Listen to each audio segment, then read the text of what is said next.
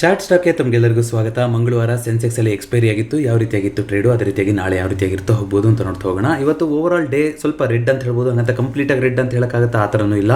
ಇವತ್ತು ಬೆಳಗ್ಗೆಯಿಂದ ಸುಮಾರು ಸೆಕ್ಟರ್ಗಳು ನೆಗೆಟಿವ್ ಆಗಿದ್ರೂ ಕೂಡ ಎಲ್ಲ ಸ್ವಲ್ಪ ಮಾರ್ಜಿನಲಿ ನೆಗೆಟಿವ್ ಆಗಿತ್ತು, ತುಂಬ ಒಂದು ನೆಗೆಟಿವ್ ಅಂತ ಆಗಿರಲಿಲ್ಲ. ಆದರೂ ಕೂಡ ನಿನ್ನೆ ವಿಡಿಯೋದಲ್ಲೂ ಹೇಳಿದ್ದೆ, ಬೆಳಗ್ಗೆನೂ ಮಾತಾಡ್ಕೊಂಡಿದ್ವಿ, ವಿಕ್ಸು ಎಲ್ಲಿ ತನಕ 18-19 ಮೇಲ್ಗಡೆ ಇರುತ್ತೋ ನೀವು ಆರಾಮಾಗಿ ಮೇಲ್ಗಡೆ ಹೋಗುತ್ತೆ. ಮಾರ್ಕೆಟು 25,000ದಲ್ಲಿ ಕ್ಲೋಸಿಂಗ್ ಆಗ್ತಾ ಇದೆ ಅಂತ ನಾವು ಕನ್ಸಿಡರ್ ಮಾಡೋವಾಗಿಲ್ಲ.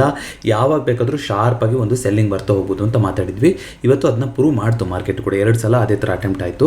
ಸೊ ಓವರ್ ಆಲ್ ದಿನದ ಅಂತ್ಯಕ್ಕೆ ಅಂತ ನೋಡಿದ್ರೆ ಜಿಯೋ ಫೈನಾನ್ಷಿಯಲ್ ಸರ್ವಿಸಸ್ಸು 3.43%. ಸ್ವಲ್ಪ ನ್ಯೂಸ್ ಕೂಡ ಇದೆ, ಅದ್ರ ಬಗ್ಗೆ ಅದನ್ನ ನಾನು ಡೀಟೇಲ್ ಆಗಿ ಕವರ್ ಮಾಡಲಿಕ್ಕೆ ಪ್ರಯತ್ನ ಪಡ್ತೀನಿ. ರಿಲಯನ್ಸ್ ಅವರು ಒಂದಿಷ್ಟು ಜಿಯೋ ಇದರಲ್ಲಿ ಒಂದಿಷ್ಟು ಸ್ಪೆಕ್ಟ್ರಮ್ದು ಕೂಡ ಅಪ್ರೂವಲ್ ತೊಗೊಳಕ್ಕೆ ನೋಡ್ತಾ ಇದ್ದಾರೆ. ಒಂದು ಹೊಸ ರೇಡಿಯೋ ಫ್ರೀಕ್ವೆನ್ಸಿನ ಬ್ರಾಡ್ಬ್ಯಾಂಡಲ್ಲಿ ಯೂಸ್ ಮಾಡ್ಕೊಳಕ್ಕೆ ಅಂತ ಅಪ್ರೂವಲ್ ಕೇಳಿದ್ದಾರೆ. ಸೊ ಜಿಯೋ ಫೈನಾನ್ಷಿಯಲ್ ಸರ್ವಿಸಸ್ ಬೇರೆದೇ ನ್ಯೂಸಿಗೆ ಪಾಸಿಟಿವ್ ಆಗಿರ್ಬೋದು. ಇವತ್ತು 3.43% ಅಪ್ ಮೂವ್ಮೆಂಟ್ ಆಗಿದೆ. ಅದೇ ರೀತಿಯಾಗಿ ಟಾಪ್ ಲೂಸರ್ ಅಂದರೆ ಇವತ್ತು ಅಲ್ಟ್ರಾಟೆಕ್ ಸಿಮೆಂಟ್ ಅಂತ ಕಾಣಿಸುತ್ತಲ್ವಾ, ಆಫ್ಟರ್ ಲಾಂಗ್ ಟೈಮ್ 2.29% ಕರೆಕ್ಷನ್ ಬರೋದ್ರ ಮೂಲಕ ಅದೇ ಇವತ್ತಿನ ನಿಫ್ಟಿ 50ಯ ಟಾಪ್ ಲೂಸರ್ ಥರ ಕಾಣಿಸ್ತಾ ಇದೆ.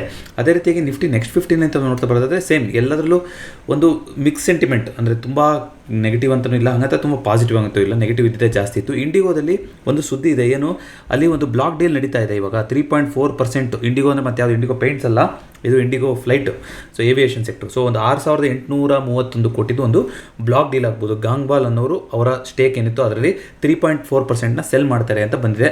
ಸೊ ದೊಡ್ಡ ಸ್ಟೇಕ್ ಹೊರಗಡೆ ಹೋಗ್ತಿದೆ, ಯಾಕೆ ಏನು ಅಂತ ಸ್ವಲ್ಪ ನೆಗೆಟಿವ್ ಆಗಿ ರಿಯಾಕ್ಟ್ ಮಾಡಿರ್ಬೋದು ಇವತ್ತು ಇಂಡಿಗೋ. ಸೊ ಹೋದ ವಾರದಿಂದನೇ ಆ ನ್ಯೂಸ್ ಜಾರಿಲಿತ್ತು, ಅದೇ ಇವತ್ತಿನ ಟಾಪ್ ಲೂಸರ್ ಆಗಿದೆ. ಕೆಲವರು ನೆನ್ನೆ ಕಾಮೆಂಟ್ ಮಾಡಿ ಕೇಳಿದ್ರಿ, ಕೆಲವೊಂದು ಸ್ಟಾಕ್ ಮೂವ್ಮೆಂಟ್ ಆಗಿದೆ, ಏನು ಕತೆ ಏನು ಅಂತ. ನೀವು ಸ್ವಲ್ಪ ಆ ಥರ ನೋಡಿದ್ರೆ ಸಡನ್ ಆಗಿ 7% 8%, ಇವಾಗೆಲ್ಲ ಕ್ವಾರ್ಟರ್ ರಿಸಲ್ಟ್ಸ್ ಅಲ್ವಾ. ಸೊ ಒಂದು ರಿಸಲ್ಟ್ ಎಕ್ಸ್ಪೆಕ್ಟೇಷನಲ್ಲಿ ಅದ್ರ ಹಿಂದಿನ ದಿನ ಸೂಪರಾಗಿ ಒಂದು ರ್ಯಾಲಿ ಆಗಿರುತ್ತೆ. ಏನಾದರೂ ಮಾರ್ಕೆಟಿಗೆ ನಾಳೆ ಇದು ಒಂದು ಒಳ್ಳೆ ರಿಸಲ್ಟ್ ಕೊಡೋದಿದೆ ಅಂದರೆ ಹಿಂದಿನ ದಿನ ರ್ಯಾಲಿ ಶುರು ಆಗಿರುತ್ತೆ.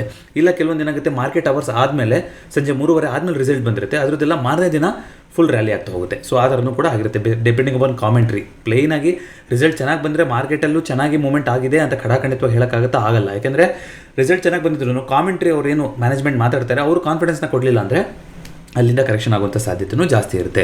ಸೀಮನ್ಸು 1.55% ಕರೆಕ್ಷನ್ ಬಂದಿರೋದು, ಅಪ್ ಮೂವ್ಮೆಂಟ್ ಬಂದಿರೋದ್ರ ಮೂಲಕ ಇವತ್ತಿನ ನಿಫ್ಟಿ ನೆಕ್ಸ್ಟ್ 50ಯ ಟಾಪ್ ಗೇನರ್ ಆಗಿದೆ. ಸೊ ಓವರ್ ಆಲ್ ನಿಫ್ಟಿ ಯಾವ ರೀತಿಯಾಗಿತ್ತು ಅಂತಂದರೆ, ಈಗಲೂ ಕೂಡ ಅದೇ ಬಸ್ ಸ್ಟ್ಯಾಂಡು, ಅದೇ 25,000 ಅಲ್ಲೇ ಇದೆ, ಪಿಕ್ಚರ್ ಪರ್ಫೆಕ್ಟ್. ಮತ್ತೆ ತಿರ್ಗಾ ಒಂದು ಡೋಜಿ.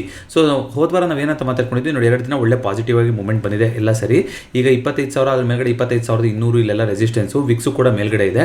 ಅಪ್ಪಿತಪ್ಪಿ ನಾಳೆ ಏನಾದ್ರು ಗ್ಯಾಪ್ ಡೌನ್ ಆಯಿತು, ಮತ್ತೊಂದು ಓಪನಿಂಗ್ ಆಯಿತು ಅಂದರೆ ಈ ಬಸ್ ಸ್ಟ್ಯಾಂಡ್ ಒಳಗಡೆ ಕೂರ್ಸೋಕೆ ಪ್ರಯತ್ನ ಪಡ್ತಾರೆ. ತಿರ್ಗಾ ನಾವು 24,800 ಆ ರೆಫರೆನ್ಸ್ನ ಲೆಕ್ಕ ಇಟ್ಕೋಬೇಕು ಅಂದಿದ್ವಿ. ಇವತ್ತು 24,800ಗಿಂತ ಕೆಳಗಡೆ ಬಂತು market, which is again negative sign. So ಈಗ ಇದರಿಂದ ಕೆಳಗಡೆ ಬರ್ತಿದೆ ಅಂದರೆ ನೆಕ್ಸ್ಟ್ 24,600 24,500 ಬೇಸ್ಗಳು ಕೂಡ ರೆಡಿ ಆಗಿರಬೇಕು. ಇವಾಗ ಬಂದು ಕ್ಲೋಸಿಂಗು 24,826 ಮೇಲ್ಗಡೆ ತಗೊಂಡ್ಬಂದಿದ್ದಾರೆ, which is a good sign. ಆದರೂ ಇದು ನೋಡಿ, ಇಲ್ಲಿ ಒಂದು ಕನ್ಫ್ಯೂಷನ್ ಇದೆ, ಕೆಳಗಡೆ ತೊಗೊಂಡೋಗೋ ಕನ್ಫ್ಯೂಷನ್, ಮೇಲ್ಗಡೆ ತೊಗೊಂಡೋಗೋ confusion, picture perfect doji. But ಹಾಗಂತ ಇವತ್ತು ದಿನದ ಕ್ಯಾಂಡ್ಲು ನೋಡೋದಾದ್ರೆ ವೊಲಟಿಲಿಟಿ ಏನು ಕಮ್ಮಿ ಇಲ್ಲ. ಇವತ್ತು 24,700ಇಂದ 25,300 ನೋಡಿ, 300 ಪಾಯಿಂಟ್ಗಳು. ಹಿಂದೆ ಎಲ್ಲ ಒಂದು ಕಾಲದಲ್ಲಿ 300 ಪಾಯಿಂಟ್ ಒಂದು ದಿನ ಬರೋದು ಅಂದರೆ ಅಯ್ಯೋ ಅಂತ ಇದ್ವಿ. ಈಗ ಯಾವಾಗ ಮಾರ್ಕೆಟ್ 20,000 ಅದ್ರ ಮೇಲ್ಗಡೆ ಟ್ರೇಡ್ ಆಗ್ತಾ ಇದೆಯೋ, ದಿನ ಸಿಗುತ್ತೆ ನಿಮಗೆ 300 ಪಾಯಿಂಟ್ಗಳ ಮೂವ್ಮೆಂಟ್, ಆ ಥರ ಆಗೋಗ್ಬಿಟ್ಟಿದೆ ಇವಾಗ. ಸೊ 500 ಪಾಯಿಂಟ್ಗಳು ನಿಫ್ಟಿಲಿ ಮೂವ್ಮೆಂಟ್ ಸಿಕ್ತು ಅಂದರೆ ಓ ಹೌದಾ ಅಂತ ಮಾತಾಡೋವಂಥ ಸಿಚುವೇಷನ್ಗೆ ಬಂದಿದೆ. ಯಾಕೆಂದರೆ ಪರ್ಸೆಂಟೇಜ್ ಆಗಿರುತ್ತಲ್ವಾ. ಈಗ 25,000ಕ್ಕೆ ನಾವು 1% ಮೂವ್ಮೆಂಟ್ ಆಯಿತು ಅಂದರೆ ನಿಫ್ಟಿ ಎಷ್ಟು ಅಂತ ಹೇಳ್ಬೋದು, 250 ಪಾಯಿಂಟ್ಗಳ ಮೂವ್ಮೆಂಟ್ ಆಗ್ತಾ ಹೋಗಬೇಕು. ಹಿಂದೆ 20,000ಕ್ಕಿಂತ ಕೆಳಗಡೆ ಇದ್ದಾಗ 200 ಪಾಯಿಂಟ್ ಮೂವ್ಮೆಂಟ್ ಆಗಿದ್ರು 1% ಅಥವಾ 1% ಮೂವ್ಮೆಂಟ್ ಆಗಬೇಕು, 200 ಪಾಯಿಂಟ್ ಸಾಕಾಗಿತ್ತು. ಈಗ ಜಾಸ್ತಿ ಬೇಕು, ಹಾಗಾಗಿ ದಿನದಲ್ಲಿ ಮೂಮೆಂಟು ಕೂಡ ಜಾಸ್ತಿ ಆಗೋದು ನೋಡೋಕ್ಕೆ ಸಿಗ್ತಾ ಇರುತ್ತೆ. ಸೊ ಇದು ಮುಂದೆ ಜಾಸ್ತಿ ಮೇಲೆ ಹೋದಂಗೂ ಜಾಸ್ತಿ. ಅದಕ್ಕೆ ನೀವು ನೋಡೋದಾದ್ರೆ ನಿಫ್ಟಿಗಿಂತ ನೆಕ್ಸ್ಟ್ ಡಬಲ್ ಇರೋದು ಯಾವುದು, ಬ್ಯಾಂಕ್ ನಿಫ್ಟಿನಲ್ಲಿ ನೀವು ನೋಡ್ತಾ ಬರೋದಾದ್ರೆ, ಬ್ಯಾಂಕ್ ನಿಫ್ಟಿನಲ್ಲಿ ನೋಡಿ ದಿನಕ್ಕೆ ಸಿಕ್ಕಾಪಟ್ಟೆ 1,500 2,000 ಪಾಯಿಂಟ್ಗಳ ಮೂವ್ಮೆಂಟು ಕೂಡ ಸಿಗ್ತಾ ಹೋಗುತ್ತೆ. ಬಿಕಾಸ್ ಇಂಡೆಕ್ಸ್ ಎಲ್ಲಿದೆ 55,000 55,000ಕ್ಕೆ 1% ಅಂದರೆ ಎಷ್ಟಾಯಿತು, 5,500. ಸೊ 5,500 ಪಾಯಿಂಟ್ಗಳು, ಸಾರಿ 10%, ಅದು 550 ಪಾಯಿಂಟ್ಗಳ ಮೂವ್ಮೆಂಟ್ ಆಯಿತು ಅಂದರೆ ಅದು 1%. ನಿಫ್ಟಿಯ ಡಬಲ್, ಹಾಗಾಗಿ ವಾಲಟಿಲಿಟಿ ಕೂಡ ಡಬಲ್ ಇರುತ್ತೆ. ಸೊ ಯಾವಾಗ ಇಂಡೆಕ್ಸ್ ದೊಡ್ಡದಾಗಿ ಗ್ರೋತ್ ಆಗ್ತಾ ಬರುತ್ತೋ ಆವಾಗ ಒಂದು ದಿನದಲ್ಲಿ ಆಗುವಂಥ ಮೂಮೆಂಟು ಕೂಡ ಅದೇ ರೀತಿಯಾಗಿ ಜಾಸ್ತಿ ಸಿಗ್ತಾ ಹೋಗುತ್ತೆ. ಸೊ ಬ್ಯಾಂಕ್ ನಿಫ್ಟಿ ಕೂಡ ಸೇಮ್, ಇದು ಕೂಡ ಒಂದು ಡೋಜಿ. ಇಲ್ಲಿ ಯಾವುದು ಕೂಡ ಕ್ಲಾರಿಟಿಯನ್ನು ಕೊಡ್ತಾ ಇಲ್ಲ ಯಾರು ಕೂಡ. 56,000 ರೆಸಿಸ್ಟೆನ್ಸ್, ಈಗಲೂ ಕೂಡ ಕೆಳಗಡೆ 54,500 ಒಂದು ಸಪೋರ್ಟ್ ಅಂತ ಅನ್ಕೋಬಹುದು. ಸೊ ಈ ರೇಂಜಲ್ಲಿ ಯಾವಾಗೋ ಬಿಟ್ಟು ಬರುತ್ತೆ ಗೊತ್ತಿಲ್ಲ. ವಿಕ್ಸು ಎಲ್ಲಿ ತನಕ ಮೇಲಿರುತ್ತೋ 18 19, ನಾವು ಸ್ವಲ್ಪ ಬಯಾಸ್ ಆಗಿ ಕೆಳಗಡೆನೇ ಇರಬೇಕು. ಮಾರ್ಕೆಟ್ ಯಾವುದೋ ಒಂದು ಟೈಮಲ್ಲಿ ಕರೆಕ್ಷನ್ನೇ ಆಗುತ್ತೆ ಅಂತ. ಉದಾಹರಣೆಗೆ ಇವತ್ತು ನಿಫ್ಟಿನಲ್ಲೂ ಒಂದು ಪಿ ಟ್ರೇಡ್ ಇತ್ತಲ್ವ, 25,000 ಪಿನಲ್ಲಿ ಯಾವಾಗ ಮಾರ್ಕೆಟ್ ಕೆಳಗಡೆ ಓಪನ್ ಆಗ್ತಾ ಹೋಯ್ತು, ಸ್ವಲ್ಪ ಬಂದ್ಬಿಡಿದ್ರೆ 100 ಪಾಯಿಂಟ್ಸ್ಗಳ ಮೂಮೆಂಟ್ ಸಿಗ್ತಾ ಹೋಯ್ತು ನಿಮಗೆ. ಯಾವಾಗ ಈ ಥರ ಸಿಗ್ತಾ ಹೋಗುತ್ತೆ ಧೈರ್ಯ ಮಾಡ್ಬೋದು ಅಂದರೆ ನೋಡಿ, ಫಸ್ಟ್ ಆಫ್ ಆಲ್ ಇವತ್ತು ನಿಫ್ಟಿನಲ್ಲಿ ಎಕ್ಸ್ಪೈರಿ ಅಲ್ಲ, ಎಕ್ಸ್ಪೈರಿಗೆ ಇನ್ನೂ 2-3 ದಿನ, ಗುರುವಾರ ಅಲ್ವಾ, ಇನ್ನು 2 ದಿನ ಇದೆ. ಸೊ ಸೇಫು ನೀವು ತೊಗೊಂಡ್ರು. ಯಾಕೆಂದರೆ ವಿಕ್ಸ್ ಜಾಸ್ತಿ ಇದ್ದಾಗ ನಿಮಗೆ ಇಂಟ್ರೆನ್ಸಿಕ್ ವ್ಯಾಲ್ಯೂ 25,000, ಅದು ಆಲ್ಮೋಸ್ಟ್ ನಾನು 24,900 ಬಂದಾಗ ತೊಗೊಂಡೆ ಅಂತಂದ್ರು 25,000 ಪಿನ. ಇಂಟ್ರೆನ್ಸಿಕ್ ವ್ಯಾಲ್ಯೂ ಎಷ್ಟು ಇಲ್ಲ, ಇಲ್ಲಿ ಎಷ್ಟು ರೂಪಾಯಿ ಕಮ್ಮಿ ಆಯಿತು. ಪಿ ಅಂದರೆ ನೀವು ಕೆಳಗಡೆ ಹೋಗಬೇಕು ಅಂತ ನೋಡ್ತಾ ಇದ್ದೀವಲ್ವಾ.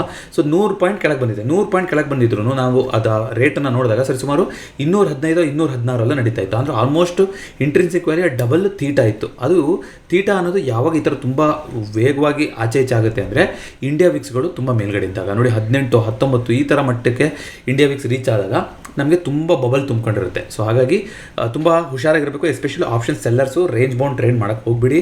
ಆಪ್ಷನ್ ಬಯರ್ಸ್ ಖಂಡಿತವಾಗ್ಲೂ ವಿಕ್ಸ್ ಮೇಲ್ಗಡೆ ಇರೋ ತನಕ ನಮ್ಮ ಬಯಾಸ್ ಕೆಳಗಡೆ ಇರಬೇಕು.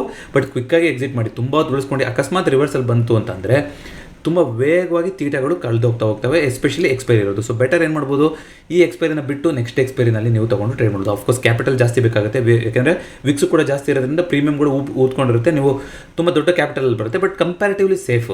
ಯಾಕೆಂದರೆ ಒಂಚೂರು ಉಲ್ಟಾ ಹೊಡೆದು ಏನೋ ಆಯಿತು ಅಂದ್ರೂ ಕೂಡ ನಿಮಗೆ ಅಷ್ಟೊಂದು ವೇಗವಾಗಿ ತೀಟಾ ಡಿಕೆ ಆಗೋದಿಲ್ಲ ಕಂಪೇರ್ ಟು ದಿಕ್ಸ್ ಎಕ್ಸ್ಪೈರಿ. ನೆಕ್ಸ್ಟ್ ಎಕ್ಸ್ಪೈರಿದಲ್ಲೂ ಕೂಡ ವೇಗವಾಗಿ ಡಿಕೆ ಆಗುತ್ತೆ, ಅದರಲ್ಲಿ ಏನೂ ಮಾತೇ ಇಲ್ಲ. ಯಾಕೆಂದರೆ ವಿಕ್ಸು ತುಂಬ ಜೋರಾಗಿದೆ. ಅಕಸ್ಮಾತ್ ಏನಾದ್ರು ಮಾರ್ಕೆಟ್ ರಿವರ್ಸಲ್ ಕೊಟ್ಟು ವಿಕ್ಸು ಶಾರ್ಪಾಗಿ ಡ್ರಾಪ್ ಆಯಿತು ಅಂದರೆ ಪ್ರೀಮಿಯಮ್ಗಳು ಡಮ್ ಅಂತ ಬೀಳ್ತಾ ಹೋಗ್ತವೆ. ಹಾಗಾಗಿ ಹುಷಾರಾಗಿರಬೇಕು. ಇಂಥ ಟೈಮಲ್ಲಿ ಆಪ್ಷನ್ ಬೈರ್ಸು ಹುಷಾರಾಗಿರಬೇಕು, ಆಪ್ಷನ್ ಸೆಲ್ಲರ್ಸ್ ಇಬ್ಬರಿಗೂ ಈಸಿ ಇರಲ್ಲ. ವಿಕ್ಸು ಯಾವಾಗ ತುಂಬ ಒಂದು 17 18 ಈ ಥರ ಹೈಯರ್ ಲೆವೆಲಲ್ಲಿ ಟ್ರೇಡ್ ಆಗ್ತಿರುತ್ತೋ ಅವಾಗ ಮಾರ್ಕೆಟ್ ಯಾವ ಒಂದು ಎಕ್ಸ್ಪೆಕ್ಟೇಷನಲ್ಲಿ ವಿಕ್ಸ್ನ ಮೇಲ್ಗಡೆ ತೊಗೊಂಡು ಹೋಗ್ತಾ ಇದೆ ಗೊತ್ತಿಲ್ಲ, ಏನೇನು ಎದುರು ನೋಡ್ತಾ ಇದೆ ಅಂತಲೂ ಗೊತ್ತಿಲ್ಲ.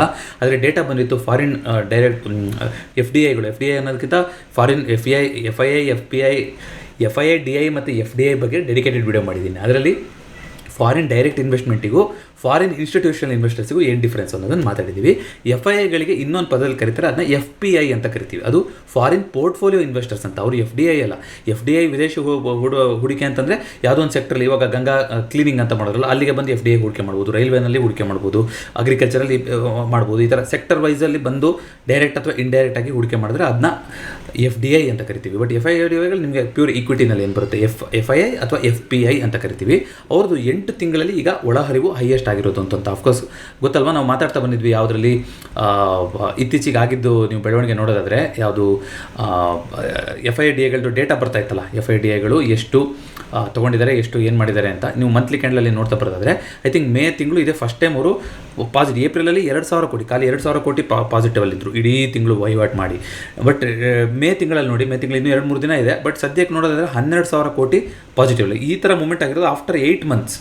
ಯಾವಾಗ ಹೋದ ವರ್ಷ ಸೆಪ್ಟೆಂಬರಲ್ಲಿ 15,000 ಕೋಟಿ ಇನ್ವೆಸ್ಟ್ ಮಾಡಿದ್ರು ಬಿಟ್ಟರೆ 10,000 ಕೋಟಿ ಮಂತ್ ಎಂಡ್ ಕ್ಲೋಸಿಂಗ್ ಆಗೋಷ್ಟೊಳಗೆ ಇನ್ವೆಸ್ಟ್ ಮಾಡಿರೋದು FIIಗಳು 8 ತಿಂಗಳ ನಂತರ ಅಲ್ವಾ. ಅದು ಎಲ್ಲ ಕಡೆ ಸುದ್ದಿ ಆಗ್ತಾ ಇದೆ ಇವಾಗ.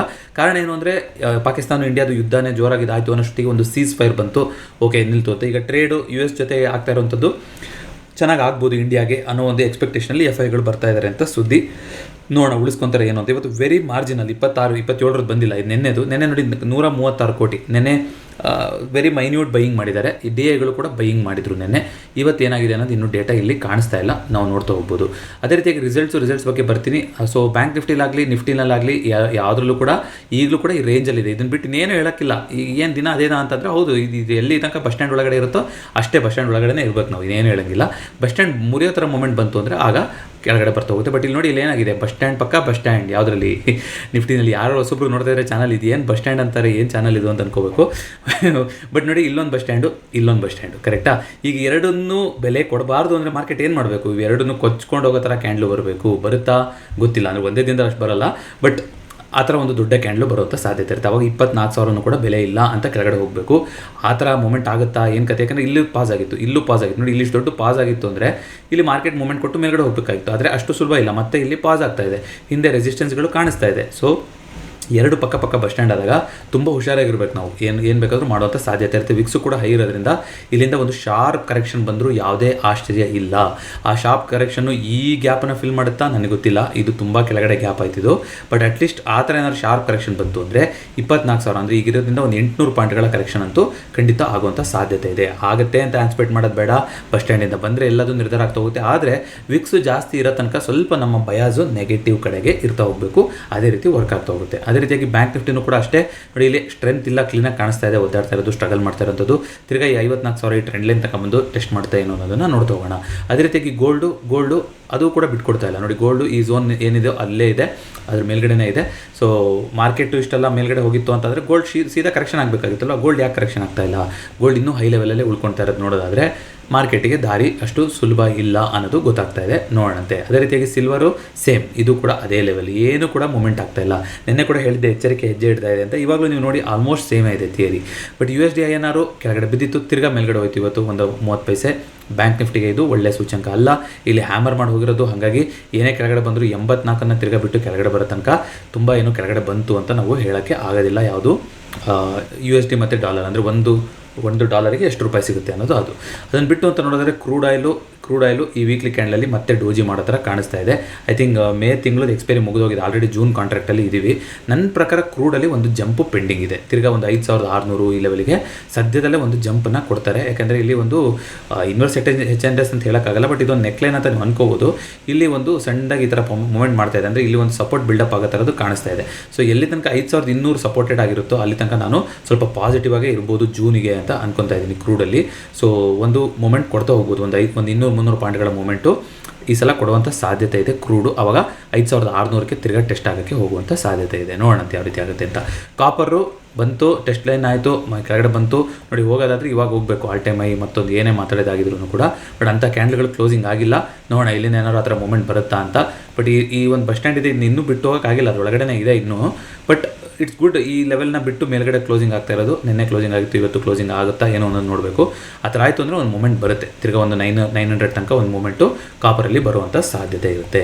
ಸೊ ಅದಿಷ್ಟು ಬಿಟ್ಟು ರಿಸಲ್ಟ್ಸ್ ಅಂತ ನೋಡ್ತಾ ಬರೋದಾದರೆ ಇವತ್ತು ಏನಾಗಿದೆ ಸ್ಟೇಟಸ್ ನೋಡ್ಕೊಂಬರೋದಾದರೆ 1119, 21212. ಸೊ ಅದೇ ಜಾಸ್ತಿ ಇದೆ ನೆಗೆಟಿವ್ ಕೊಟ್ಟಿರುವಂಥದ್ದು. ಇವತ್ತು NMDC, P&G, Info Edge, Bosch, Bharat Dynamics, LIC ದೊಡ್ಡ ಕಂಪ್ನಿಗಳ ರಿಸಲ್ಟ್ ಇದು. ಕೆಲವೊಂದು ಪಾಸಿಟಿವ್ ಆಗಿ ಬಿಹೇವ್ ಆಗಿದೆ, ಕೆಲವೊಂದು ನೆಗೆಟಿವ್ ಆಗಿದೆ. LIC ನೋಡಿ, ಇಲ್ಲಿ ಗ್ರಾಸ್ ಪ್ರಾಫಿಟ್ಟು LIC ಹೇಳೋದು ಮಾಡ್ತಾರೆ. ಮೊನ್ನೆ ಒಂದು ಗಿನ್ನಿಸ್ ರೆಕಾರ್ಡ್ ಮಾಡಿದ್ದಾರೆ. ಒಂದೇ ದಿನದಲ್ಲಿ ಎಷ್ಟೋ 5 ಲಕ್ಷ ಪಾಲಿಸಿನ ಎಷ್ಟೋ ಪಾಲಿಸಿಗಳನ್ನು ಲಾಂಚ್ ಮಾಡಿ ಒಂದೇ ದಿನದಲ್ಲಿ ಓಪನ್ ಮಾಡಿಸಿ. ಅದಕ್ಕೆ LICದು ಆರ್ಮಿ ಆಫ್ ಏಜೆಂಟ್ಸ್ ಅಂತ ಕರೀತಾರೆ. ಅಂದರೆ ಅಷ್ಟು ಜನ ಇದ್ದಾರೆ, ಅಷ್ಟೊಂದು ಜನ ಕೆಲಸ ಮಾಡಿಸಿ ಅದನ್ನ ಅಷ್ಟೊಂದು ಪಾಲಿಸಿಗಳನ್ನು ಓಪನ್ ಮಾಡಿಸಿದ್ದಾರೆ ಅಂತ ಬಂದಿತ್ತು. 5 ಲಕ್ಷ ಅಲ್ಲ, ನಾನು ಎಷ್ಟೋ ಮಿಸ್ ಆಗಿ ಹೇಳ್ತಾ ಇದ್ದೀನಿ. ಅದು ಗಿನ್ನಿಸ್ ರೆಕಾರ್ಡ್ ಅಂತೆ, ಒಂದು ದಿನದಲ್ಲಿ ಅಷ್ಟೊಂದು ಪಾಲಿಸಿಗಳನ್ನು ಓಪನ್ ಮಾಡಿರುವಂಥದ್ದು. ಸೊ ಹಾಗಾದರೆ ಎಲ್ಲ LIC ಪಾಲಿಸಿನೂ ತಗೋಬೇಕಾ? ಖಂಡಿತ ಇಲ್ಲ. ನೋಡಿ ಮಾಡಿ ಒಳ್ಳೆ ಪಾಲಿಸಿ ಅಂತ ಇತ್ತು ಅಂದರೆ ತಗೊಳ್ಳಿ, ಇಲ್ಲ ಅಂತಂದರೆ ತುಂಬ ಕಷ್ಟ ಆಗ್ತಾ ಹೋಗುತ್ತೆ. ಐ ಥಿಂಕ್ ನಾನು ನಮ್ಮ ಗ್ರೂಪಲ್ಲಿ ಶೇರ್ ಮಾಡ್ಕೊಂಡಿದ್ವಿ, ಒಂದು ನಿಮಿಷ ನೋಡಿ ಹೇಳೇಬಿಡ್ತೀನಿ ಎಷ್ಟು ಅಂತ. ಒಂದೇ ದಿನದಲ್ಲಿ 5,88,107 ಪಾಲಿಸಿಗಳನ್ನು ಕಂಪ್ಲೀಟ್ ಮಾಡಿದ್ದಾರೆ LIC ಅವರು. ಅದೇ ರೀತಿಯಾಗಿ ಹಿಂದೂಸ್ತಾನ್ ಕಾಪರು ನೋಡಿ, ಅದರಲ್ಲಿ 51% ಪ್ರಾಫಿಟ್ ಜಂಪ್ ಆಗಿದೆ. ಕೆಲವೊಂದು ಇನ್ಫೋ ಎಡ್ಜು ಅದರಲ್ಲೂ ಕೂಡ 573% ಪ್ರಾಫಿಟ್ ಜಂಪ್ ಆಗಿದೆ. ಇನ್ನೊಂದು ಡೇಟಾ ಬಂದಿತ್ತು, ಈ ವರ್ಷದಲ್ಲಿ ಚಪ್ಪಲಿ ಅಥವಾ ಎನಿ ಫುಟ್ವೇರ್ಸ್, ಶೂ, ಚಪ್ಪಲಿ ಇದಕ್ಕೆ ಸ್ಪೆಂಡಿಂಗ್ ಮಾಡಿರೋದು 7% ರೆಡ್ಯೂಸ್ ಆಗಿದೆ ಅಂತೆ. ಸೊ ಜನ ಚಪ್ಪಲಿ ಮೇಲೆ ಜಾಸ್ತಿ ಸ್ಪೆಂಡ್ ಮಾಡ್ತಾ ಇಲ್ಲ ಅಂತ ಗೊತ್ತಿಲ್ಲ. ಕ್ರಾಕ್ಸ್ ಗಿಕ್ಸ್ ಎಲ್ಲ ಫುಲ್ ಟ್ರೆಂಡ್ ಆಗಿತ್ತು, ಏನು ಅಂತ ಗೊತ್ತಿಲ್ಲ. ಪ್ರೆಸ್ಟೀಜು 173% ನೆಗೆಟಿವ್ ಗ್ರೋತ್ ಬಂದಿದೆ ನೋಡಿ, ನೆಗೆಟಿವ್ ಕ್ವಾರ್ಟರ್ನ ಕೊಟ್ಬಿಟ್ಟಿದ್ದಾರೆ. ಲಾಸ್ಟ್ ವರ್ಷದ ಈ ವರ್ಷದ ಕಂಪೇರ್ ಮಾಡಿದ್ರೆ 57 ಕೋಟಿ ಪ್ರಾಫಿಟಲ್ಲಿದ್ದವರು 42 ಕೋಟಿ ಲಾಸಿಗೆ ಹೋಗಿದ್ದಾರೆ. 6% ಕರೆಕ್ಷನ್ ಆಗಿದೆ. ಸುಮಾರು ಸ್ಟಾಕ್ಗಳದ್ದು ನಿನ್ನೆ ನೀವು ಕಮೆಂಟ್ ಮಾಡಿ ಹೇಳಿದ್ರಿ, ಅದರಲ್ಲೂ ಕರೆಕ್ಷನ್ ಆಗಿದೆ, ಇದರಲ್ಲೂ ಅಪ್ ಮೂವ್ಮೆಂಟ್ ಆಗಿದೆ ಅಂತ. ದಯವಿಟ್ಟು ಒಂದ್ಸಲ ಬಂದು ರಿಸಲ್ಟ್ ಸೆಕ್ಷನಿಗೆ ಬಂದು ಚೆಕ್ ಮಾಡಿ. ಇಲ್ಲಿ ಎಲ್ಲ ಕಂಪ್ನಿದು ರಿಸಲ್ಟ್ಸ್ ಸಿಗುತ್ತೆ ನಿಮಗೆ. ನೀವು ನೋಡ್ತು ಶೋ ಮೋರ್ ಅಂತ ಕೊಟ್ಟರೆ ಯಾವ್ಯಾವ ಕಂಪ್ನಿ ಬೇಕೋ ನಿಮಗೆ ಎಲ್ಲ ಕಂಪ್ನಿನ ನೀವು ಹುಡುಕೊಂಡ್ರೆ ಇಲ್ಲಿ ರಿಸಲ್ಟ್ಸ್ಗಳು ಸಿಗ್ತಾ ಹೋಗುತ್ತೆ. ಮನಿ ಕಂಟ್ರೋಲ್ದು ಬೇಕಾದರೆ ಇದನ್ನ ಕೆಳಗಡೆ ಕಾಮೆಂಟ್ ಸೆಕ್ಷನಲ್ಲಿ ನಾನು ಹಾಕಿರ್ತೀನಿ, ನೀವು ಚೆಕ್ಔಟ್ ಮಾಡ್ಬೋದು. ಮನಿ ಕಂಟ್ರೋಲ್ ಅರ್ನಿಂಗ್ ಅಂತ ಬಂದರೆ, ರಿಸಲ್ಟ್ ಕ್ಯಾಲೆಂಡರ್ ಅಂತ ಬಂದರೆ ನಿಮಗೆ ಸಿಗ್ತಾ ಹೋಗುತ್ತೆ. ಸೊ ಇದಿಷ್ಟು ಇವತ್ತಿನ ಚಾರ್ಟ್ ಆಗಿತ್ತು. ನಾಳೆ ಯಾವುದೇ ಎಕ್ಸ್ಪೈರಿ ಇಲ್ಲ ಖಂಡಿತ, ಆದರೆ ವಿಕ್ಸು ಮೇಲ್ಗಡೆನೇ ಇದೆ. ಹಾಗಾಗಿ ಮಾರ್ಕೆಟ್ ಇವಾಗ ಈ ವೀಕನ್ನು ಶುರು ಮಾಡಿದೆ ಅಲ್ವಾ, ಈ ವೀಕನ್ನು ಮತ್ತೆ ತಿರ್ಗಾ ಕೆಳಗಡೆ ಬಂದು ಕ್ಲೋಸಿಂಗ್ ಮಾಡೋಕ್ಕಾಗುತ್ತಾ, ಇದ್ರ ಮೇಲ್ಗಡೆ ಹೋಗುತ್ತಾ ಅಂತ. ಸದ್ಯಕ್ಕಂತೂ ಇದ್ರ ಮೇಲ್ಗಡೆ ಹೋಗ್ತೀನಿ ಅನ್ನೋ ಸಿಚುವೇಶನ್ ಕಾಣಿಸ್ತಾ ಇಲ್ಲ. ಕೆಳಗಡೆ ಬಂದರೆ ತಿರ್ಗಾ ಅದೇ 24,400 ಸಪೋರ್ಟಲ್ಲಿದೆ. ನೋಡೋಣ ಮಾರ್ಕೆಟ್ ಆ ಥರ ಏನಾದ್ರು ಒಂದು ಕ್ಲೋಸಿಂಗ್ ಮಾಡುತ್ತಾ, ಈ ಥರ ಒಂದು ಕ್ಯಾಂಡಲ್ ಮಾಡುತ್ತಾ ಅಥವಾ ಏನೋ ಅನ್ನೋದನ್ನು ನೋಡ್ತಾ ಹೋಗ್ಬೇಕು. ಇನ್ನು ಈ ವಾರದ ಇನ್ನು ಬಿಗಿನಿಂಗ್ ಒಂದೇ ದಿನ ಆಗಿರುವಂಥದ್ದು. ನೋಡೋಣ ಎಲ್ಲಿ ತನಕ ಈ ಝೋನ್ ಒಳಗಡೆ ಇರುತ್ತೋ ಅಲ್ಲಿ ತನಕ ನಾವು ಹುಷಾರಾಗಿ ಇರ್ತಾ ಹೋಗಬೇಕು. ಈ ಝೋನ್ ಬಿಟ್ಟು ಮೇಲ್ಗಡೆ ಹೋಗ್ತಿದೆ, ವಿಕ್ಸು ಕೂಡ ಕೆಳಗಡೆ ಬರ್ತಿದೆ ಅಂದರೆ ಆಗ ಮಾತ್ರ ಪಾಸಿಟಿವ್ ಆಗಿ, ಇಲ್ಲ ಅಂದರೆ ಪಾಸಿಟಿವ್ ಆಗುವಂಥ ಸೂಚ್ಯಂಕಗಳು ಏನೂ ಕಾಣಿಸ್ತಾ ಇಲ್ಲ. ಇದಿಷ್ಟು ಇವತ್ತಿನ ಚಾರ್ಟ್ ಆಗಿತ್ತು. ಇನ್ನೂ ಯಾರಾದರೂ ಟರ್ಮ್ ಇನ್ಶೂರೆನ್ಸ್ ಓಪನ್ ಮಾಡಿಲ್ಲ ಅಂತಂದರೆ ಪಿನ್ ಕಾಮೆಂಟಲ್ಲಿ ಟರ್ಮ್ ಇನ್ಶೂರೆನ್ಸ್ ಗೈಡ್ ಇರುತ್ತೆ, ಅದನ್ನ ನೀವು ಫಿಲಪ್ ಮಾಡಿದ್ರೆ ಬಜಾಜ್ ಸಿಬ್ಬಂದಿ ನಿಮ್ಮನ್ನ ಕಾಂಟ್ಯಾಕ್ಟ್ ಮಾಡ್ತಾರೆ. ನಮ್ಮ ಚಾನಲ್ನ 2025ರ ಮಿಷನ್ ಪ್ರತಿಯೊಬ್ಬರು ಎಮರ್ಜೆನ್ಸಿ ಫಂಡನ್ನು ಬಿಲ್ಡ್ ಮಾಡಬೇಕು. ಹೇಗೆ ಮಾಡೋದು, ಏನು ಕತೆ ಅನ್ನೋದಕ್ಕೆ ಮಿಷನ್ 2025 ಅಂತ ಪ್ರತಿ ವಿಡಿಯೋದ ಡಿಸ್ಕ್ರಿಪ್ಷನಲ್ಲಿ ವಿಡಿಯೋ ಇರುತ್ತೆ, ಅದನ್ನ ಚೆಕ್ಔಟ್ ಮಾಡಿ. ಪ್ರತಿ ತಿಂಗಳು ಎಷ್ಟಾಗುತ್ತೋ ಅಷ್ಟನ್ನು ಎಮರ್ಜೆನ್ಸಿ ಫಂಡಿಗೆ ತೆಗೆದಿರ್ತಾ ಬನ್ನಿ ಅಂತ ಕೇಳ್ಕೊತೀನಿ. ಇನ್ನೂ ಯಾರಾದರೂ ಚಾನಲ್ಗೆ ಸಬ್ಸ್ಕ್ರೈಬ್ ಆಗಿಲ್ಲ ಅಂದರೆ ದಯವಿಟ್ಟು ಸಬ್ಸ್ಕ್ರೈಬ್ ಆಗಿ, ಹಾಗೂ ನಿಮ್ಮ ಫ್ರೆಂಡ್ಸು ಫ್ಯಾಮಿಲಿ ಜೊತೆಗೂ ಈ ಮಾಹಿತಿನ ಶೇರ್ ಮಾಡ್ಕೊಳ್ಳಿ. ಮತ್ತೊಮ್ಮೆ ಭೇಟಿಯಾಗೋಣ. ಎಲ್ಲರಿಗೂ ನಮಸ್ಕಾರ.